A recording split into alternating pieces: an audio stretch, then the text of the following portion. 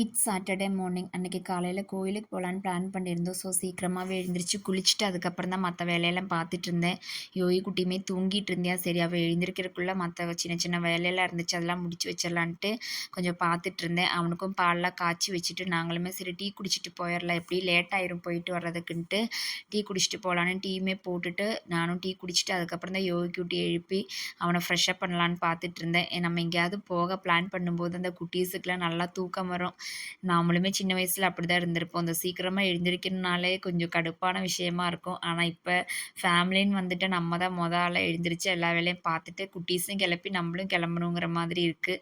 சரின்ட்டு அப்படியே அவனையும் ஃப்ரெஷ்அப் ஆக்கி நானும் அப்படியே கிளம்பிட்டேன். அன்னைக்கு கொஞ்சம் சிம்பிளான ஒரு காஸ்டியூம் தான். ஒரு டாப்பு, லெகின் தான் போட்டு கிளம்பிட்டோம். எங்க போறோம்னு பார்த்தீங்கன்னா, நம்ம இங்க பக்கத்திலேயே தான் குச்சினூர் சனீஸ்வரன் டெம்பிள் இருக்கும். கொஞ்சம் ஃபேமஸான டெம்பிள் தான் எல்லாத்துக்குமே தெரிஞ்சிருக்கும். அங்க தான் போறோம். சனிக்கிழமைனா ரொம்ப விசேஷமா இருக்கும். அதுவும் கூட்டமாவே இருக்கும். அங்க காலே வைக்க முடியாது. அதனால தான் சீக்கிரமா நேரமே போயிட்டோம்னா, கொஞ்சம் சீக்கிரம் சாமி பார்த்துட்டு வந்துடலான்னு கெளம்புனோம். ஏதோ நாங்க போம்போது தான் ஒவ்வொருத்தவங்கலாம் வந்துட்டுருந்தாங்க. அவ்வளவா கூட்டம் இல்ல. ஆனா, நாங்க சாமி பார்த்துட்டு ரிட்டர்ன் வரும்போது பயங்கர கூட்டம். அப்புறம் அப்படியே நாங்க உள்ள போயிட்டு, அப்படியே கொஞ்சம் மெதுவா அப்படியே சுத்தி அடிச்சு வந்தோம். சாமி பார்க்குறப்பயும் கியூல ரொம்ப நேரம்லாம் நிக்கல. ஆனா, நாங்க போம்போது லாஸ்ட்டா நாங்க தான் நின்னுட்டுருந்தோம். ஒரு 5 மினிட்ஸ்ல திரும்பி பார்த்தா, எங்களுக்கு பின்னாடி நெறையா பேர் நின்னுட்டுருந்தாங்க. ஆனா, நாங்க ஏதோ கொஞ்சம் சீக்கிரமா பார்த்துட்டு வந்துட்டோம்.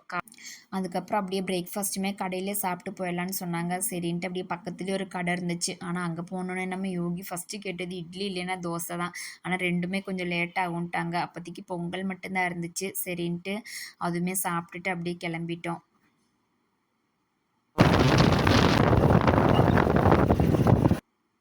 பயங்கர காத்து சொல்லவே வேணாம். அடிக்கிற காத்துல முடியெல்லாம் பிச்சுட்டு போயிரும் போல அந்த அளவுக்கு இருந்துச்சு.